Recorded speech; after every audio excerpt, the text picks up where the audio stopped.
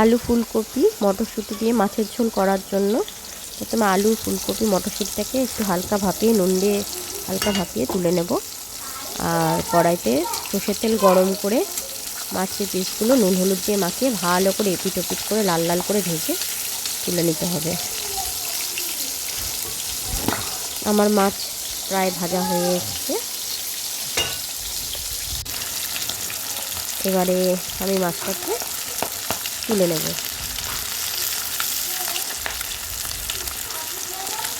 মাছটাকে আমি তুলে নিয়েছি।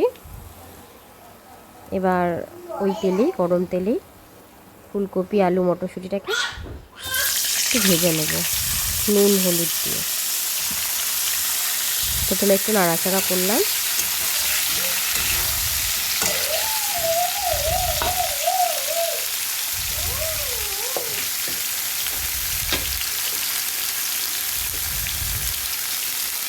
এবার একটু নুন আর একটু হলুদ দিয়ে দেবো।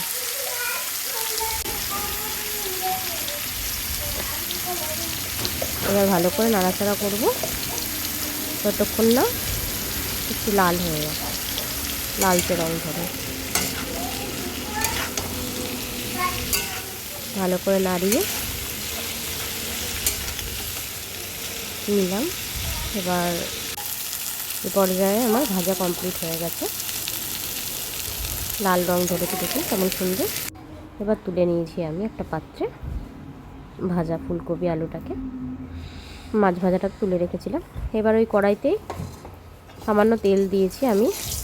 এবার তেলটা গরম হলে এতে তেজপাতা আর গোটা জিরে আমি ফোড়ন দেব।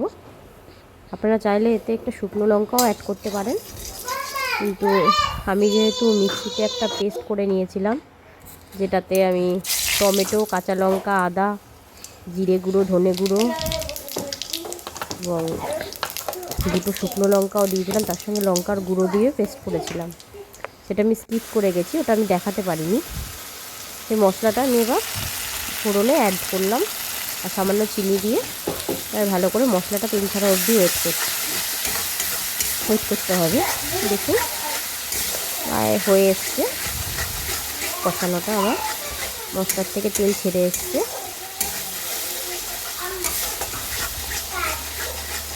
চাইলে সামান্য জল দেওয়া যেতে পারে। এবার ভাজা আলু ফুলকপি মটরশুঁটিটাকে মশলাটায় ছেড়ে দিতে হবে।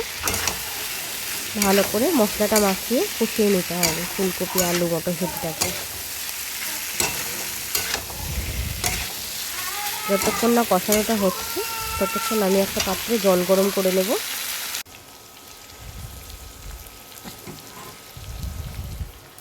এখন আমার জলটা গরম হয়ে এসেছে আর আমার মশলা দিয়ে ফুলকপি আলুটাও কষানো হয়ে এসছে, তেল ছেড়ে দিয়েছে। এবার গরম জলটা অ্যাড করে দিলাম। এবার যখন ফুটে উঠবে ঝোলটা, এই সময় আমি ভাজা মাছগুলো এটাতে ছেড়ে দেবো। গ্রেভি যতটুকুনি আপনারা রাখতে চান, ঝোল বা গ্রেভি ততটুকু আপনারা রাখতে পারেন। আমি খুব বেশি রাখি না।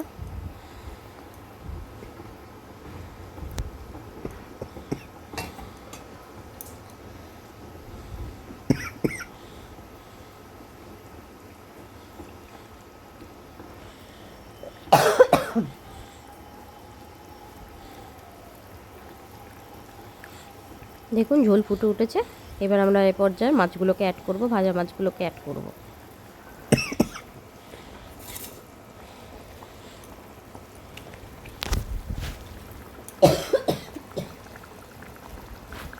ভাজা মাছগুলো অ্যাড করার পর ঝোলটা ফুটে উঠলে, কাশি হচ্ছে,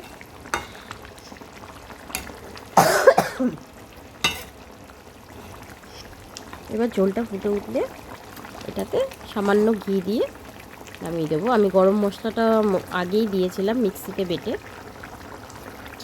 যখন মশলা কষাচ্ছিলাম সেই সময়, তাই আমি আর গরম মশলা অ্যাড করব না। অতিরিক্ত গরম মশলা হয়ে গেলে গন্ধ লাগে। আমি সামান্য একটু ঘি অ্যাড করলাম।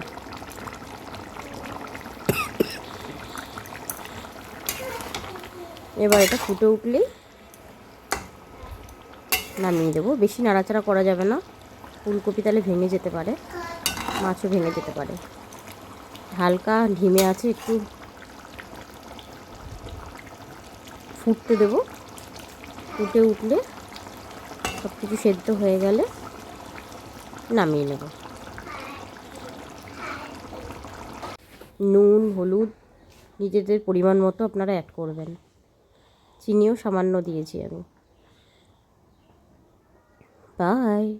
রেসিপিটা ভালো লাগলে অবশ্যই লাইক করবেন।